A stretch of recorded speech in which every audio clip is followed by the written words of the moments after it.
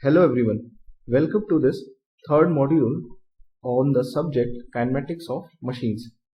This module is entirely based upon synthesis of mechanisms. Let us first understand what is meant by synthesis of a mechanism. Synthesis is primarily defined as the inverse of analysis. If you remember in the previous sessions, usually the problem statement was like that we have been given the configuration of a mechanism and we were asked to calculate the displacement, velocity and acceleration of a particular point in the mechanism. In synthesis, the problem statement is defined in a reverse manner.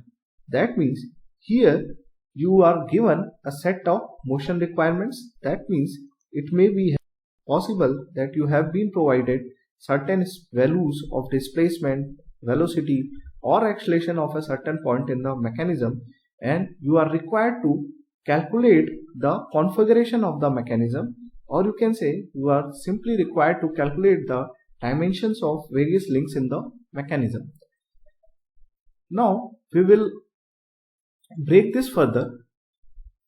There are three different types of synthesis. One is referred to as type synthesis, another one is referred to as number synthesis, and the last one is referred to as dimensional synthesis.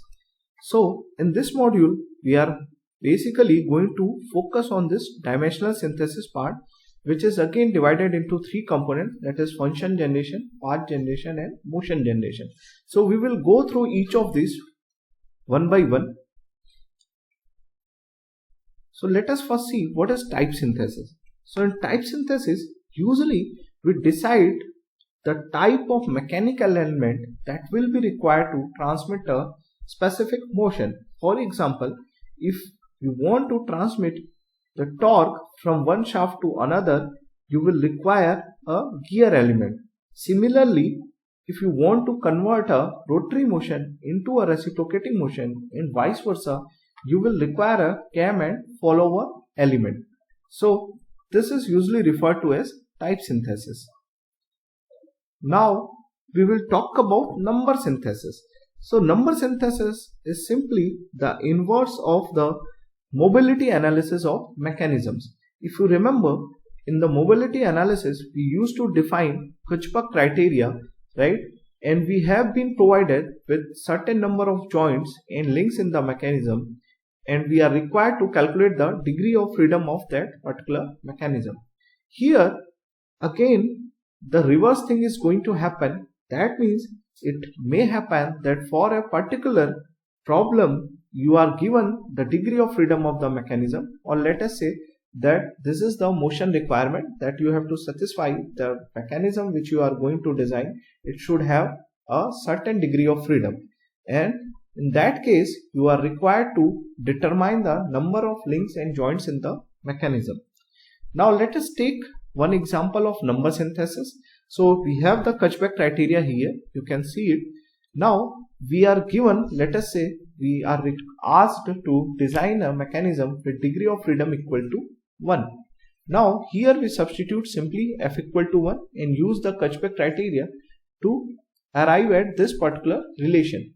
So we already know what is this relation. This relation is Grubler's criteria for a constraint mechanism.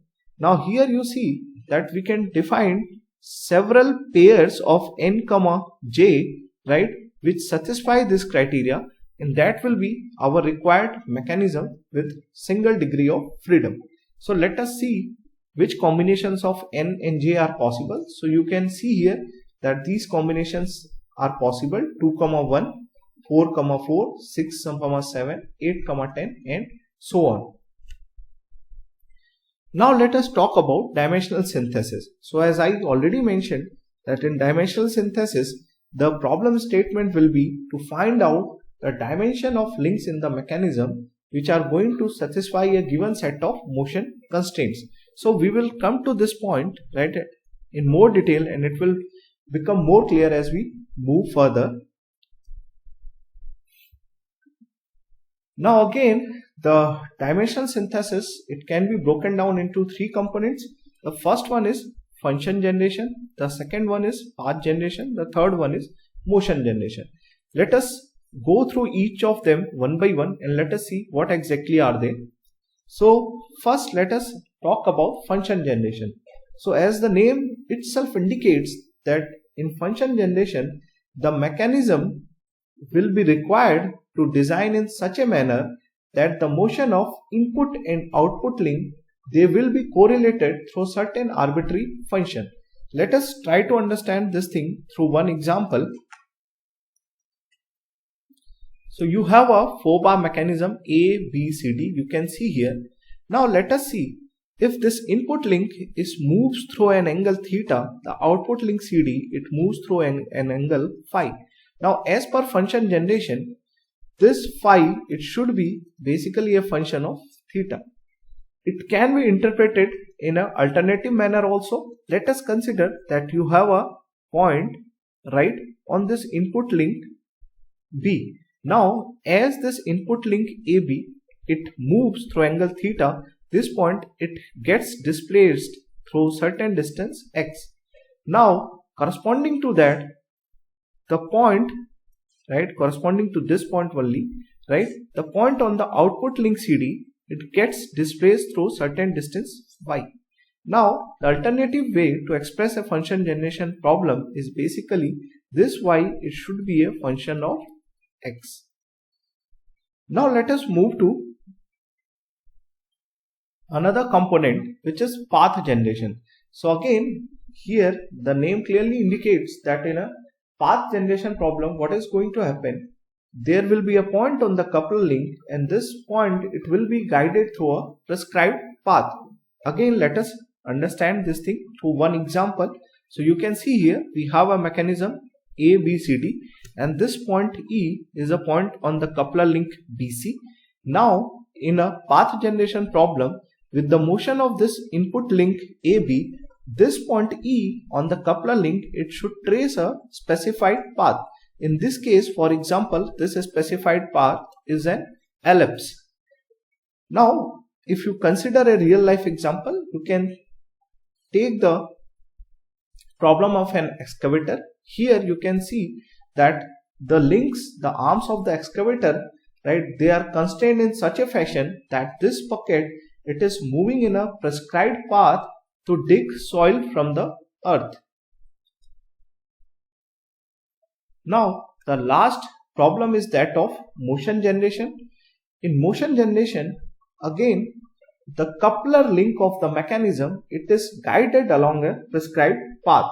Now there is a minor difference between path generation and motion generation, which you need to remember, that in motion generation, what we do, in motion generation, the entire coupler link is moved along a prescribed path instead of a single point on the coupler link.